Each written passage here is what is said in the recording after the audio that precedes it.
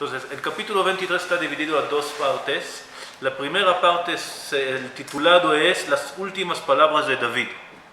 ¿Sí? Y ya dijimos que no son las últimas, porque están en Melachim Aleph, hay otras palabras de David, pero son, como dice aquí la traducción, puso dentro de la traducción la explicación también, son las últimas palabras proféticas de David.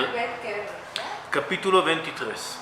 Entonces, la vez pasada vimos los 7 primeros versículos, que es una profecía de David, que dijimos que el tema principal de estos versículos es el reino ideal. ¿Sí? Eso fue los primeros versículos. La última parte es una parte de un poco de historia sobre los héroes de David. Eso es el tema de los últimos, de la segunda parte del capítulo 23. Son los héroes de David con diferentes historias. Vamos a primero leer todos estos versículos, desde el versículo 8 hasta el final, y después vamos a dar unas explicaciones. ¿Ok? Entonces, otra vez, capítulo 23, versículo 8. Estos son los nombres de los valientes héroes, no sé qué piensan que es mejor traducción de la palabra Gibor. Gibor, héroe, ¿no? Aquí está escrito como valientes. Bueno, está bien, ¿sí? Bueno, estos son los nombres de los valientes que estaban con David. El que se sentaba en la sesión Tajkemoní, principal de los capitanes, que era algo que no hemos escuchado sobre él. No, Tajkemoní sí hay, lo utilizan el nombre, pero aquí es la fuente, ¿no? Tajkemoní podemos decir que es parecido a la palabra jajam, sabio. Por eso, está sentado en una yeshiva de sabios, Beshevet Tajkemoní. Puede ser, pero ahorita vamos solamente a leer las palabras. Beshevet se sentaba en la sesión Tajkemoní, principal de los capitanes. ¿Cómo puede ser que no hemos escuchado sobre él? Él era Adino el Etzni. Eso fue su nombre. Nunca lo hemos escuchado antes. Todas las guerras de David, todas las cosas, y nunca hemos escuchado este nombre. Qué raro. Él era Adino el Etzni, que fue contra 800 hombres matándolos de una vez. Después de él, Elazar, hijo de Dodó. Dodó en hebreo podemos decir su tío, pero aquí los comentaristas dicen que no es su tío. ¿Tío de quién? ¿No?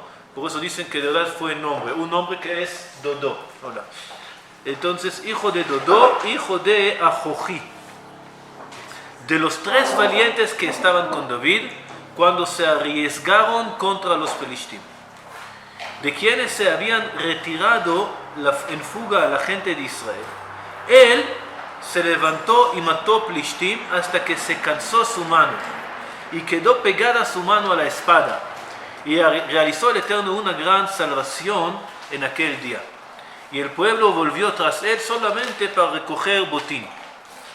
Después de él, Shama, hijo de Agé, el Harari. El Harari podemos decir del monte. ¿Sí? Y se habían reunido los Plishtim en Lejayá. Bueno, aquí también Jayá. ¿Qué es Jayá en hebreo? Es un animal. Y aquí está traducido como literal, Jayá. Bueno, ¿dónde estamos? Y había ahí un campo en propiedad lleno de lentejas. Y el pueblo había huido delante de los Plishtim, pero él se paró dentro de la posesión, las salvó y mató a los Plishtim. Y realizó el Eterno una gran salvación. Estas palabras repiten ya la segunda vez. Puede ser que es la misma cosa, la misma batalla, puede ser que es otro. Descendieron 3 de los 30 principales y vinieron en tiempo de la siega a David en la cueva de Adulam, y el campamento de los Pelishtim estaba acampado en el valle de Refaim. David entonces estaba en la fortaleza, y aún guarnición de Pelishtim entonces estaba en Betlehem. ¿Quién vivía en Betlehem? ¿Quién vino de Betlehem? David. David es de Betlehem, ¿verdad? Entonces ellos estaban en su casa, él estaba en la fortaleza, ellos estaban en su casa. Tuvo deseos David y dijo: ¿quién me diera a beber del agua del pozo de Betlehem? Le dio ganas de tomar agua justamente del pozo de Betlehem, nada más. Nada menos. que está junto al portón. ¿Quién me va a dar el agua? Entonces irrumpieron los 3 valientes por el campamento de los Plishtim y extrajeron agua del pozo de Betlehem, que está junto al portón. Llevaron y la trajeron a David, pero no quiso beberla. Ay, hasta que lo trajeron desde allá, ya no quiso beber. Bueno.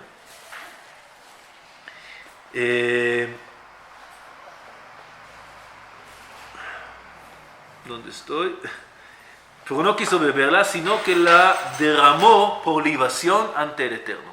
Porque dijo, indigno es para mí, oh Eterno, que yo haga esto. ¿Acaso he de beber la sangre de los hombres que fueron con peligro de sus vidas? Y no quiso el agua beberla. Estos hechos hicieron los 3 valientes. Abishai, hermano de Joab, hijo de Tzeruya, era jefe de los 3. Él blandió su lanza contra 300 que mató. Y él tuvo fama entre los 3. Era más distinguido de los 3, por eso fue su jefe. Pero a los 3 no llegó. ¿Qué? ¿Está en los 3 o no está en los 3? Aquí es un poco confundido, pero aquí entre paréntesis agregaron para explicar. Ya vemos que hay 3 primeros y 3 segundos. ¿Okay? Entonces dice aquí, Abishai no fue entre los 3 primeros, pero sí fue entre los 3 segundos y era el jefe de los segundos 3. Si tenemos la jerarquía, si tenemos los 3 más valientes, Adino Etzni era el jefe de los jefes de todos. Después tenemos otro 3, que Abishai era el jefe de estos segundos 3. Ahora, el caso de Betlehem, que fueron 3 personas a traer agua a David, ¿fueron de los primeros 3 o los segundos 3? No es muy claro, ¿no? Pero podemos decir, para hacer un poco de orden, tenemos 3. Cada uno de los primeros 3 hizo algo muy, muy grande. El primero, Adino Etzni, mató 800 a la vez. El otro salvó todos estaban huyendo y él paró y salvó y hizo una gran teshuá, salvación al pueblo de Israel. Y el tercero, el segundo mató a los Plishtim solo hasta que la espalda estaba pegada a su mano, eso fue el segundo. Y el tercero estaba parado en la posición y no dejó que pasen allá y también salvó. Entonces son 3 primeros con 3 historias distintas de cada uno. Entre los primeros 3 y la segunda 3 tenemos la historia del agua de Betlehem, muy raro, muy raro, que David pida que vaya a traer agua para él dentro del campamento del enemigo, pero eso diferencia entre los 3 primeros y los 3 segundos. Y ahora comenzamos los 3 segundos con 3 diferentes historias, ¿ok? También, y el primero de los segundos 3 será Abishai. ¿Está claro el orden? ¿Sí? Más o menos. Ok, entonces vamos a seguir otra vez del versículo 18. Abishai, hermano de Joab, hijo de Tzeruya, era jefe de los 3. Él blandió su lanza contra 300 que mató. Por eso vemos que ya bajando. El primero mató 800 a la vez. Abishai solamente 300 personas. Y él tuvo fama entre los 3, era más distinguido de los 3, pero por eso fue su jefe. Pero a los 3 primeros no llegó a igualarlos. Después, el segundo de los segundos 3 es Benayao, hijo de Yoyada, hijo de un hombre valiente, de grandes hazañas de Kabzeel. Él mató a los 2 colosos de Moab, y él bajó y mató a un león dentro de un pozo en un día de nieve. Él mató al hombre egipcio, hombre de aspecto aterrador. En la mano del egipcio tenía una lanza, pero bajó contra él con una vara. Y no fue la vara de Harry Potter, ¿no? Era una lanza, un palo. Arrebató la lanza de mano del egipcio y lo mató con su lanza. Estas hazañas hizo Benayao, hijo de Yoyada, y él tuvo fama entre los 3 valientes. De los 30 era más distinguido, pero a los 3 primeros no llegó. Y lo puso David bajo de su orden directa, y entonces eso es el segundo de los segundos 3. ¿Quién es el tercero de los segundos 3? No está escrito. Había alguien más.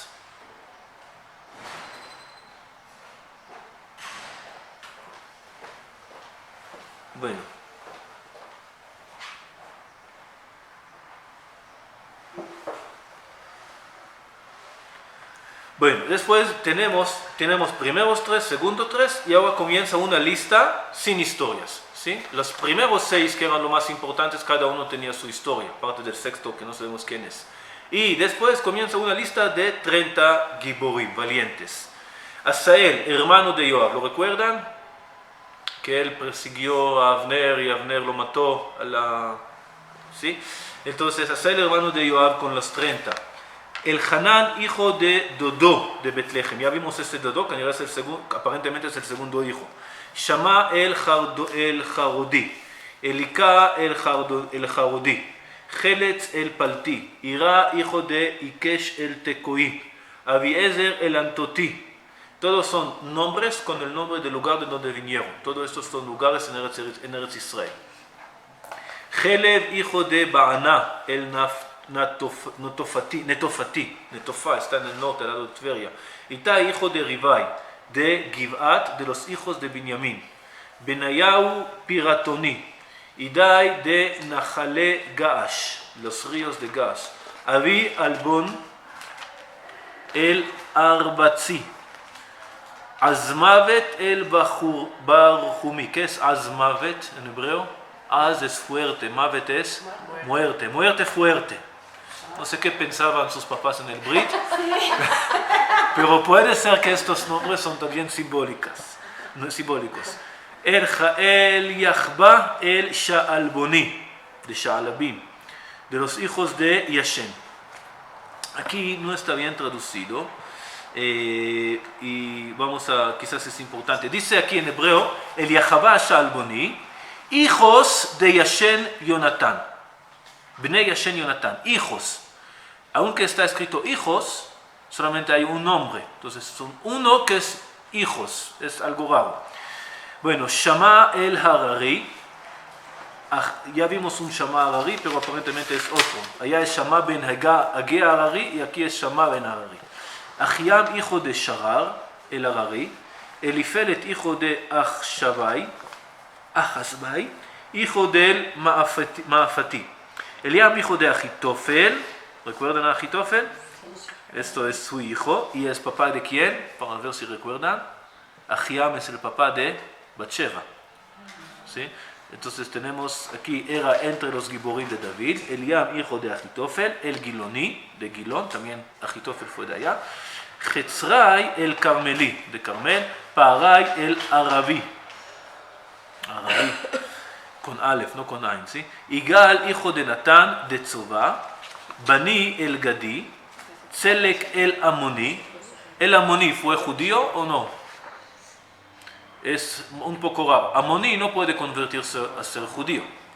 Dijimos que Amonit, una mujer Amoni sí puede, y Moabí también como Ruth. Pero hombre Amoní no puede ser. Entonces puede ser dos cosas. Puede ser que David tenía valientes o soldados goim. Puede ser. Eso no es imposible. Segundo, que no es de verdad de los hijos de Amón, sino era un judío que vivía allá, que vino de allá. O que, por ejemplo, estaba encargado sobre Amón, porque David conquistó Amón. Entonces, Selek el Amoní, Nachrai el Beeroti, escuerdo de Joab, hijo de Tzeruya. Ira el Itri, Garev el Itri, Uriah el Hiti. ¿Quién es Uriah? Es Uriah, el famoso Uriah, era entre los hijos de David. Todos eran en total 37. A ver, si sabemos matemáticas. 3 más 3 más 30, ¿cuántos son? 36. Y aquí dice 37. ¿Cómo es posible? Y había uno que dijimos que nada más era un nombre y después hijos. Sí, eso es una explicación. Que está escrito uno de los hijos de este señor, pero había más hijos que también entra, que no está mencionado su nombre. Hay aquí alguien que hace mucha falta, ¿no? Entre los héroes de David. Si voy a preguntar a ustedes, ¿quién es el héroe de David? El valiente de David. ¿Quién es? Joab. ¿Y dónde está? Dijimos que el capitán de los capitanes era uno que se llama Adino Esni, que ni siquiera sabemos quién es, nunca está mencionado su nombre. Pero Joab, solamente sí está mencionado Joab. Está mencionado que Naharaya Beeroti y Tzelek Amoni eran los escuderos de Joab. Está así como de paso, pero Joab mismo no está mencionado. Puede ser unas explicaciones. Puede ser que es tan obvio que Joab está allá, hasta que no hay que escribir su nombre. Y eso es el 37. Que Joab es el 37. Que es tan claro que está. O por otro lado, al revés. Joab sí era entre los héroes, pero tenía cuenta abierta con David, como vamos a ver al inicio de Melachim. No lo quiso mencionar para faltarle el respeto, para decir, pero para no decirlo entre esta lista por todas las cosas que él hizo, que mató a Abner Ben Ner, que mató a Amasa Ben Yeter, que David lo quiso quitar 3 veces, vimos que David lo quiso quitar de ser el ministro de ejército y no pudo David. Por eso aquí no está mencionado para faltarle el respeto, para decirlo así, pero claro que está dentro de 37. Entonces, una opción es que Yashan Jonatán tenía 2 hijos y está mencionando solamente uno. La otra opción que Joab aquí es el 37. Y la última opción es que David mismo es el 37. También puede ser que David es entre 37. Bueno, ahora vamos a regresar. Como dijimos, el capítulo estos versículos están divididos a 3 o a 4. Los 3 primeros, la historia de David en Betlehem, los 3 segundos y después 30. ¿Ok? Jajamim aquí hacen muchas drashot que sacan del pshat, de las historias que vimos al inicio, lo sacan del pshat, quiere decir del sentido literal, y hacen como una comparación o una, no sé cómo decir, interpretación, un drash que lleva todas estas guerras a cosas de Torah. ¿Okay? Por ejemplo, el más destacado es el tema de Benayahu ben Yoyada. Benayahu ben Yoyada, que es el segundo de los 3 segundos, hay 3 historias sobre él. Está escrito que él, Ika et Shnei el Ariel Moab, mató a los 2 Ariel. ¿Qué es Ariel? ¿Cómo está traducido aquí? En el versículo 20 está traducido como él mató a los 2 colosos. ¿Qué es colosos? Gigantes. Gigantes. Ok, Ariel también viene de la palabra Arié, 2 leones. Pero ya también después tenemos que él también mató un león dentro del pozo en el día del nieve. Entonces puede ser que él le gustó mucho matar leones. Entonces mató a los 2 leones de Moab y después mató a otro león en un pozo. Puede ser que es gigantes, quiere decir los 2 comandantes valientes de Moab. Pero Jajamim lo sacan del pshat y dicen 2 Ariel Moab, que él no dejó ni en el primer templo ni en el segundo templo alguien que es más sabio de Torah como él. Es decir, no era una guerra física contra enemigos, sino él era grande de Torah, más que porque el Bet Mikdash también se llama Ariel. Hoy Ariel Kiryat Hanael, hay un versículo que dice así, que Ariel es el Bet Mikdash. Entonces, que él no dejó a alguien, no había alguien más que él en Torah, en el primer Bet Mikdash y el segundo Bet Mikdash. Parece muy raro que haya esto aquí. Y después que bajó al pozo del día del nieve, está hablando que él estudió en un día muy muy frío, estudió una masejet entera. Que tenía mucha fuerza y poder. ¿Qué es más impresionante? ¿Matar un león en un día de nieve en el pozo? ¿O estudiar una Gemara Shlema entera en un día de... ¿Qué es más impresionante? ¿Qué piensan? ¿Ah? ¿Estudiar Gemara es más difícil? No sé.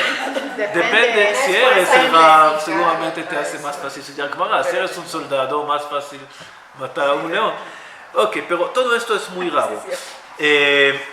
Todo esto que estaba dentro de un campo que bajó, que paró a los Plishtim, la Gemara le dice que David tenía una pregunta, si se puede salvar un lugar utilizando el dinero de su prójimo. No vamos a entrar a los detalles, pero también lo quitan como del pshat y lo hacen una pregunta halágica.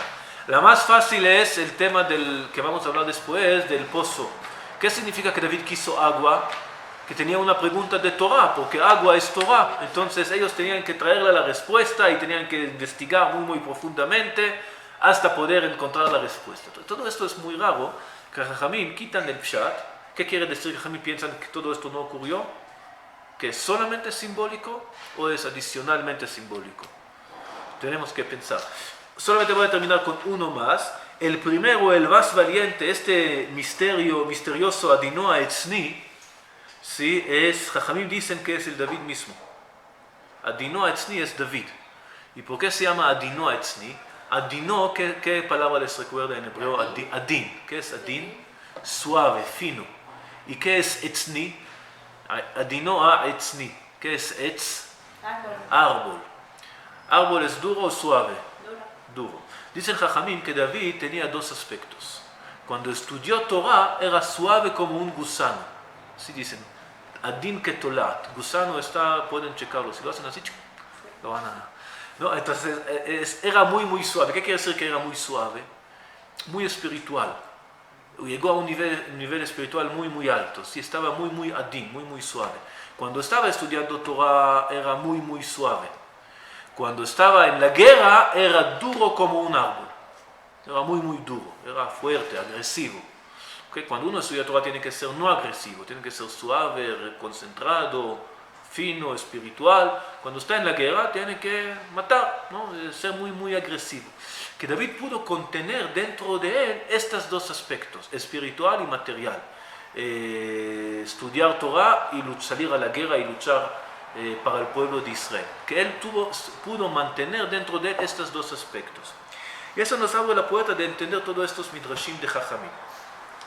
Podemos decir entonces primero que no hay contradicción entre el Pshat y el Drash. El Pshat sí te dice historias reales. Benayahu ben Yodá verdaderamente mató a este león dentro del pozo. Y verdaderamente robó la lanza del egipcio y lo mató con la lanza.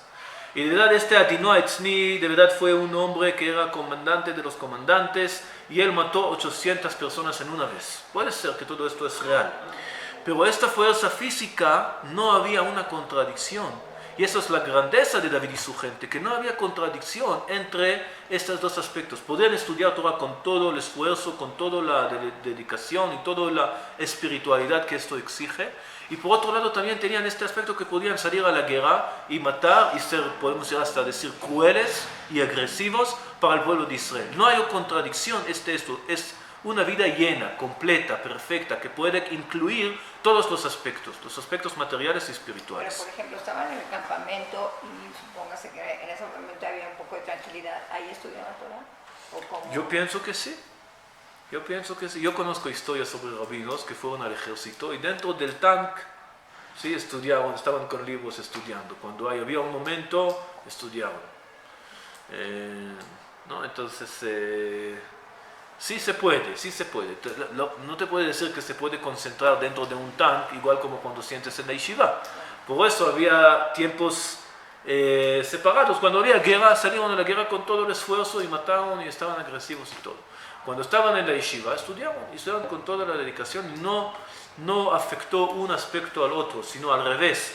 Uno puede fortalecer el otro. La fuerza que ellos tenían en las guerras, la fuerza que tenía Benayahu ben Yodá para matar a este león, lo recibió porque estudió Torah. La Torah le dio fuerza, le dio vida, le dio poderes y no los quitó. Había esta combinación de fuerzas, de poderes que ayudó, que realimentó uno al otro, ¿sí? Que ayudó. Entonces, eso es lo que... David quería agua o quería una pregunta de Torah? Yo pienso que las dos son correctas. Puede ser que esto y el otro también. Vamos a ver sobre el agua después específicamente, ¿sí? Pero eso es lo que yo pienso. Quiere decir, ¿qué Jajam quisieron decir? Que Benayahu ben Yodá cuando mató a este león, recibió la fuerza porque pudo estudiar Torah con toda la fuerza.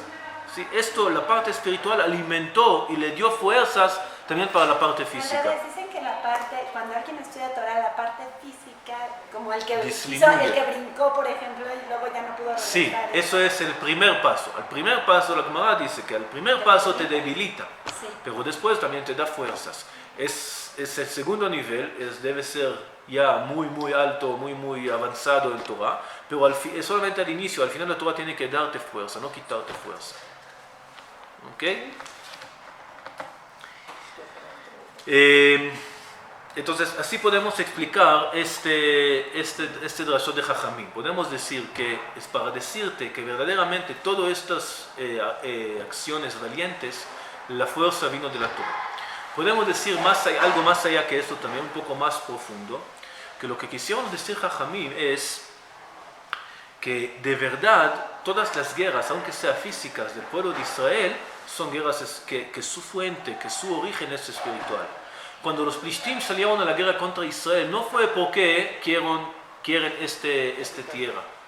Y cuando los alemanes mataron a los judíos en la Shoah, no fue porque alguna razón física o alguna razón política, etc. Era una guerra espiritual, una guerra interna. Es decir, ¿sí? quieren acabar con su espiritualidad. Sí, quieren acabar lo que representa el pueblo de Israel en la historia. Eso, de verdad, en este caso de los alemanes, lo tenemos abiertamente escrito por Hitler mismo, ¿no? En su libro, Mein Kampf, ¿sí? Mi guerra. Él habla que el judaísmo, mi lucha, ¿sí? Trajo la moralidad al mundo y la espiritualidad. Eso no quiero en este mundo. Él lo escribió, él lo sabía en su sabiduría de maldad, ¿no? Pero podemos decir entonces que lo que dice Jajim aquí, que también las guerras de los Plishtim, las guerras durante la historia contra el pueblo de Israel representan, o su fuente es una guerra espiritual. Por eso la victoria verdadera no está en el campamento de guerra, está donde, en el Bet Midrash. No para decir que no hay que salir a la guerra y luchar físicamente, prácticamente, pero la fuerza verdadera que llega, que trae fuerza a los soldados, son los que estudian Torah. ¿Sí? Hay esta combinación, este vínculo entre la parte del estudio, de los yeshivot, y la parte del ejército, de la gente que sale a la guerra. No se puede uno sin el otro. ¿Sí? Tuvimos yeshivot muchos años en el Galut, pero no nos pude salvar de todos los perseguimientos. Por otro lado, Y de esa combinación. Sí, eso es lo que yo quiero explicar. El Pshat contra el Drash. Lo que está escrito, que son acciones de héroes, pero como lo interpretan Jajamim con cosas de Torah. ¿Qué tiene que ver? ¿De verdad Jajamim pensaban que todo está mal, lo que está escrito aquí no es verdad? No. Lo que nos quieren enseñar es esta combinación. Primero es que lo que le da fuerza a los soldados era su mismo estudio de Torah. Quiere decir que en una sola persona se puede combinar los dos aspectos. Y la segunda es que la guerra contra el pueblo de Israel no es solamente la guerra en el campo. Sí, no es solamente la guerra porque quieren su tierra, porque quieren su dinero o lo que sea. Sí, es una guerra espiritual. Y por eso también la victoria verdadera está en el Bet Midrash, en el estudio de la Torah. De allá sale la victoria. Como dije, esto sin esto no vale. Si tenemos solamente el Bet Midrash, no tenemos ejército, tampoco vale. Sí, necesitamos las dos, pero la fuente de verdad, donde está de verdad la lucha, está dentro del Bet Midrash. Por ejemplo, ¿Okay? una lucha espiritual sería el Hanukkah. Ahí se ven más palpable. Sí, también Hanukkah allá es más claro, porque ellos declararon guerra contra la Torah y por eso él salió a la rebelión. Ok, entonces así podemos explicar en general todo este capítulo. Vamos a ver ahorita, entonces, la segunda parte es el tema de Betlehem, ¿sí? Todo el tema del agua en Betlehem. Dijimos, primero los tres primeros tenían tres historias, seguramente también significan cosas, no vamos a entrar. Uno, que mató en una vez 800 personas. El segundo es que el pueblo de Israel estaba huyendo, el Azar ben Dodó. El pueblo de Israel estaba huyendo de los Plishtim. Algo más que me olvidé decir. Este capítulo no está aquí cronológicamente, ¿no? No estamos hablando que después de las últimas palabras de David todavía había todas estas guerras. ¿Cómo lo sabemos? Hay muchas pruebas muy claras. Está mencionado Uriah Hiti, en este momento ya murió. Está mencionado Asael, este momento ya murió. Todas estas guerras contra los Plishtim, las guerras contra los Plishtim estaban al inicio del reino de David, no al final. Al final eran otras, pero al inicio fue los Plishtim, como vimos. Entonces esto es también una prueba. Y la última prueba es la misma guerra de Betlehem. Está escrito que los Plishtim estaban en Betlehem. Cuando David era el rey, ya él controló toda la tierra de Israel. Quizás al inicio tenía un problema, pero los Plishtim no estaban en Betlehem. Y él estaba en la Metzudá. Recordamos cuando David huyó de Shaul, estaba en la Metzudá, en la fortaleza, ¿sí? Una Metzudá, un lugar protegido. Sí, entonces, si David está en la Metzudá, quiere decir que estamos hablando al inicio de los días de David, todavía antes que fue un rey. ¿Sí? Entonces vemos que este capítulo no está aquí. ¿Por qué está aquí?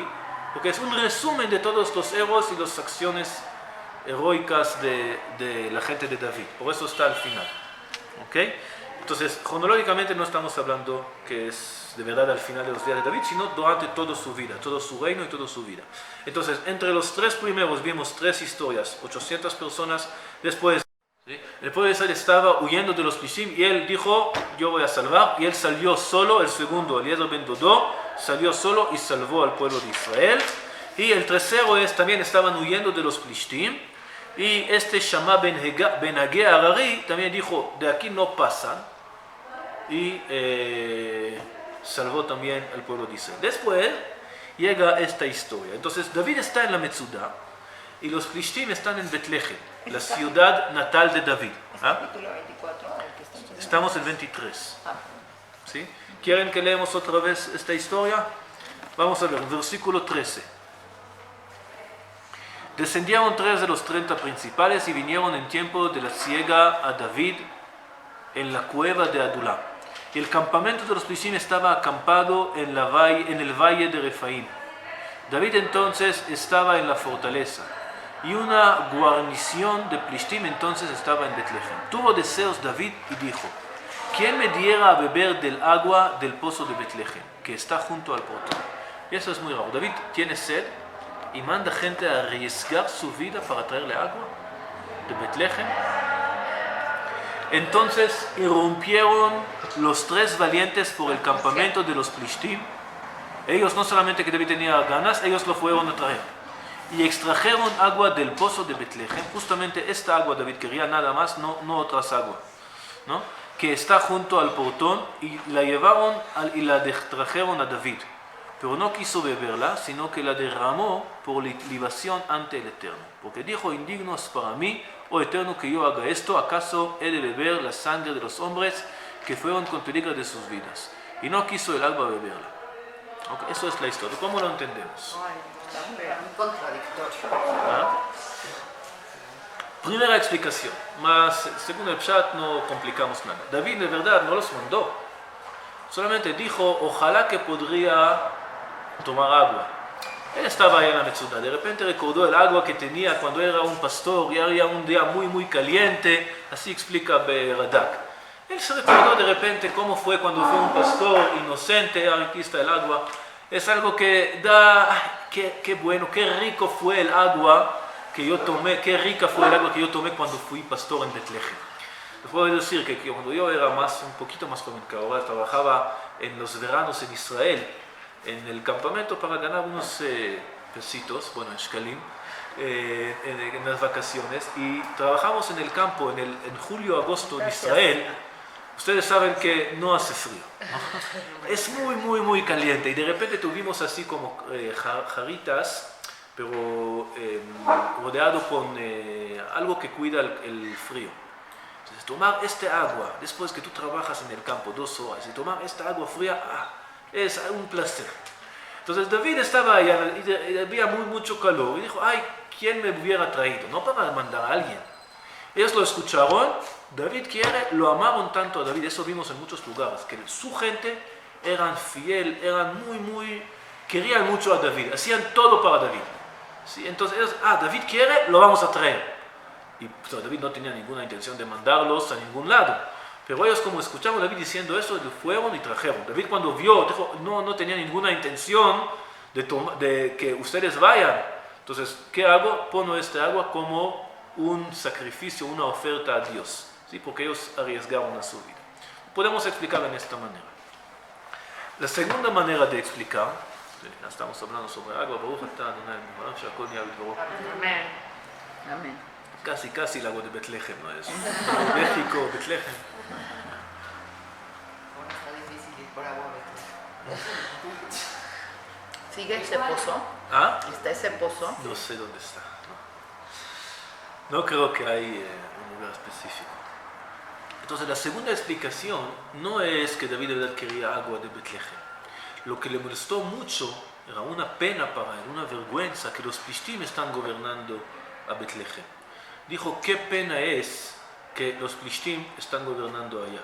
Ojalá podría tomar agua, quiere decir, ojalá que podría estar allá.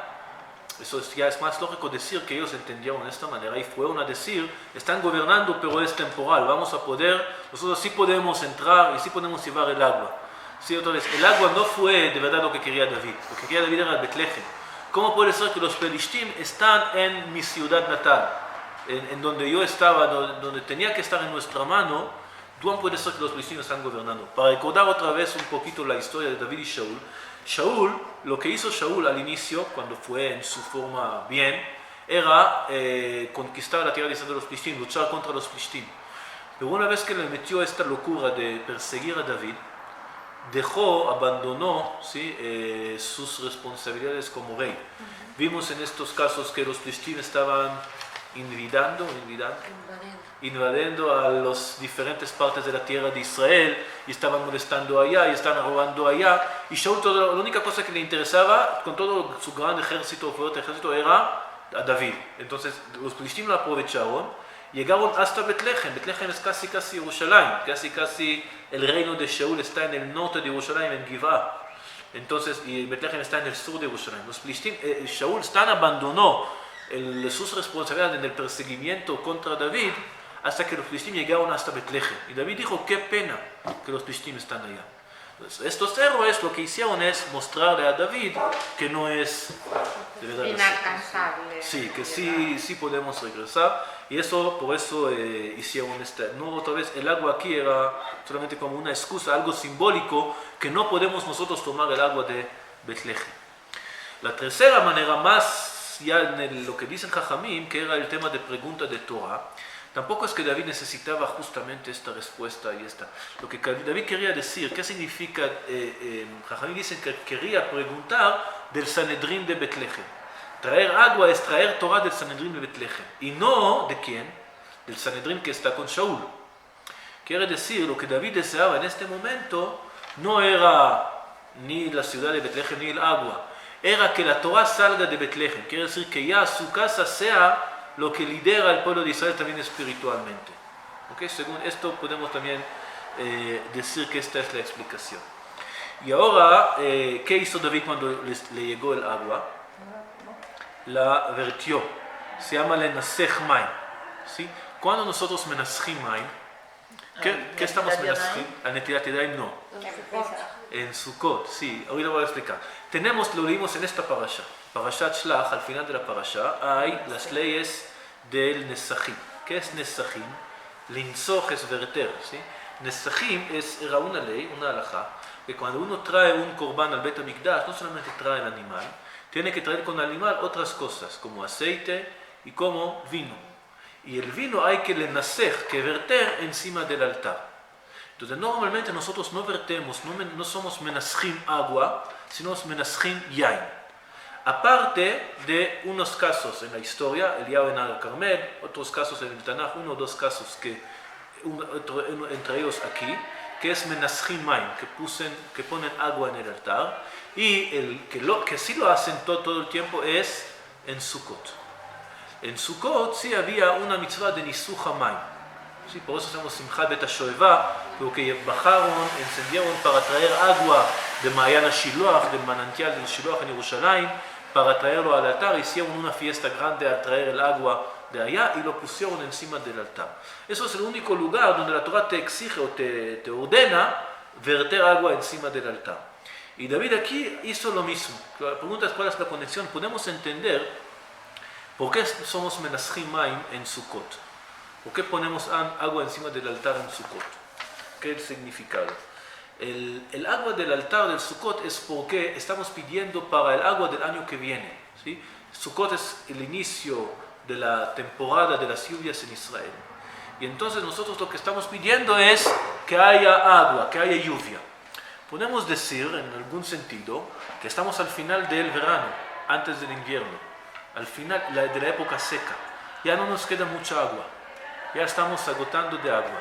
Y tomamos las últimas gotas de agua que tenemos. No es verdad, sí hay agua, sí hay manantial, pero es como simbólicamente, cuando ya sí se hace falta agua, tenemos una historia en la Gemara sobre un rico que compró el agua que había en los pozos porque no había agua para los que hacían aliyá la regla a Jerusalén. Entonces necesitaban agua, en esta época sí necesitaban agua. Y nosotros tomamos las últimas gotas de agua que nos queda y los damos a Hashem como el último esfuerzo para que haya lluvia después, para renovar los lugares del agua. Entonces podemos decir que es como el último esfuerzo. Nosotros hacemos hasta donde podemos llegar, lo hacemos y ahora ya depende de ti. Podemos decir que también esto es simbólicamente lo que dice. Nosotros hacemos todo el esfuerzo de salvar a la tierra de Israel, salimos a las guerras, sacrificamos, pero sabemos que al final depende en ti, en Hashem. ¿Sí? Entonces nosotros sacrificamos hasta el último y desde aquí para adelante confiamos en ti. ¿Sí? Nosotros hacemos todo lo que podemos, eso siempre, ya lo mencionamos muchas veces, también en la canción de David. Esta combinación de hacer nosotros todo el esfuerzo, todo lo que podemos en maneras naturales y tener la confianza en Hashem que Él nos va a ayudar. No tener la confianza y esperar que Hashem haga. No hacer todo y olvidar que Hashem nos ayuda, sino hacer todo lo posible y tener la confianza y la fe que Hashem nos ayuda. Entonces también podemos entender aquí en este sentido. Y último punto en este capítulo es este señor Benayahu ben Yehoyada. ¿Sí? Entonces Benayahu ben Yehoyada, Jajamim lo consideran como gran tzadik. Ya vimos las drashot de Jajamim sobre él, cómo explicaron su tzadikut, etc., que era muy grande en Torah. Dicen que era el Rosh HaSanedrin. El versículo dice que él estaba encargado sobre no este versículo, los otros versículos que vimos, que él estaba encargado sobre los Kreti y Plati. Kreti y Plati eran los ejércitos especiales, las fuerzas especiales de David. Y él estaba encargado en ellos. Pero Jajamim dicen que Kreti y Plati son los Sanedrin. Sí, esta combinación de un guerrero y un Talmid Jajam, sin una sola persona. Es muy famoso que ¿saben quién es el Ben Ish Chai? El Ben Ish Chai era el gran posek de los judíos de Babel, de Irak. Hasta hoy en día, la costumbre de ellos es según él. Según él, era un mekubal muy grande. Y él dice que su alma era un nitzos, una chispa del alma de este Benayahu ben Yehoyada. Y por eso llamó a todos sus libros sobre este versículo. Tiene un libro que se llama Benayahu. Tiene un libro que se llama Ben Yehoyada. El libro más famoso se llama Ben Ish Chai. Tiene un libro que se llama Rav Pealim y tiene un libro que se llama Mikavtzeel. Entonces todos sus libros se llamó el nombre de este señor de Benayahu ben Yehoyada. Entonces aquí tenemos 3 historias, 3 acciones. ¿Qué versículo, perdón? Estamos en el versículo 20. Benayahu ben Yehoyada, Ben Ish Chai o Ben Ish Chai, Rav Pealim Mikavtzeel. Si lo traducimos literalmente, Benayahu ben Yehoyada es su nombre, hijo de una persona vive o viviente o una persona fuerte, Ishmael, Rav Pealim, con muchas acciones, Mikavtzeel, de un lugar que se llama Kavtzeel. Okay, esos son los títulos de este señor. Y nos cuenta sobre 3 historias. Yo quiero hablar más que todo sobre el tercero. En la primera historia, que él mató a estas 2 Ariel Moab, o los gigantes de Moab, o 2 leones, o 2 Bate Mikdash. והוא ירד והיכה את הארי בתוך הבור ביום השלג, él descendió o bajó y golpeó al león dentro del pozo en el día del nieve. Dijimos, literalmente mató a un león, no sé qué le hizo este león, pero aparentemente lo hizo algo mal. O que él estudió Torah en condiciones muy difíciles, en un día muy frío, y él pudo estudiar, concentrarse y estudiar todo. Y el último, que también mató un señor, un Ish Mitzri, un hombre egipcio, Ishmael, una persona arterador. ¿Sí? Y en esta ocasión, también una prueba que son historias tempranos, él no tenía espalda, ¿no? ¿Cómo es que un soldado, un héroe de David no tiene espalda? Recordamos que al inicio del reino de Shaul, los plishtim no dejaban que los judíos tengan armas. Entonces, una prueba que también estamos hablando sobre una época muy temprana, quizás todavía cuando Shaul era el rey. Era muy difícil conseguir armas, entonces no tenía ni siquiera arma, y él tenía solamente una vara, y el egipcio era con una lanza. Y él robó la lanza y mató al egipcio con su propia lanza. ¿Okay? Eso es la historia. Entonces, otra vez, siempre tenemos los diferentes niveles de entendimiento. En el Pshat, el sentido literal, esto ocurrió, había una guerra.